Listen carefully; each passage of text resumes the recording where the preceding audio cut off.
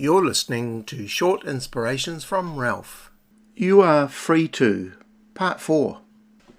The freedom of man to make their own decisions without God's interference is crucial and axiomatic to what it means to be human. We have freedom to choose, and the intellectual capacity and ability of a man is astounding. To create, to engineer, to make, to unravel DNA, to split the atom, to walk on the moon, operate on the heart or the brain. It's all done through God's choice to make man a decision maker and to be able to select this way or that way, or even his own future. What we said last time is that the decisions that you make will make you. We need to understand that while we have the power to make our choices have the power to make us. But there are two things that determine what we become in life. Number one is our decisions, and number two is our response to God. And when God made us, He made us in a sort of a package deal, if you like. Freedom to choose. We have eternity in our hearts. That's been placed there. We have this inbuilt conscience, the ability to sense good from evil, right from wrong. And this, of course, can get seared or flattened.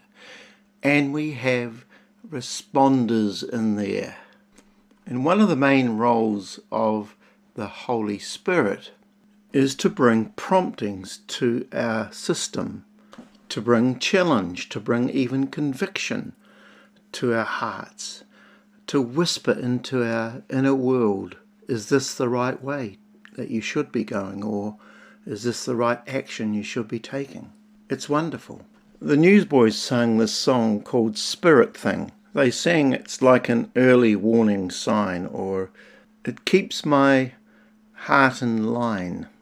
It's just a spirit thing. It's like a holy nudge, like a circuit judge in the brain.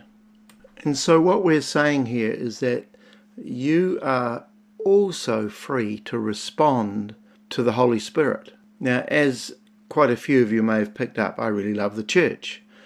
And there's many reasons for that. We gather together. It's great. We worship together. We sing together. We listen together to the sermon. But in my view, the greatest thing about gathering together in a corporate worship church service is to hear the voice of God, to hear the nudge of the Holy Spirit, prompting and challenging. You see, the searchlight of heaven is shining and seeking and revealing things to us so that we can respond. The writer of Hebrews 11:6 states that God actually rewards those who diligently seek Him. That means to respond to Him, to investigate Him. And in many of the churches that I've been involved with, there are at times what we call an altar call. It's a call to people to come forward or to stand up or to raise their hand for prayer. And we do that deliberately because we know the Holy Spirit is nudging people's inner world. Someone once said, the greatest freedom we have is the freedom to come to God anytime. I'll say that again. The greatest freedom we have is the freedom to come to God anytime. And in Galatians 5:16 it says, as you yield freely and fully to the dynamic life and power of the Holy Spirit, you will abandon the cravings of your self-life. And so my question at the end of this series to you is, will you respond to the hand of God, to the work of the Holy Spirit, to Jesus?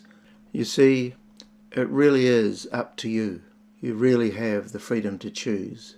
You are free to. And in Psalm 34:8 it says, oh, taste and see that the Lord is good. God bless you.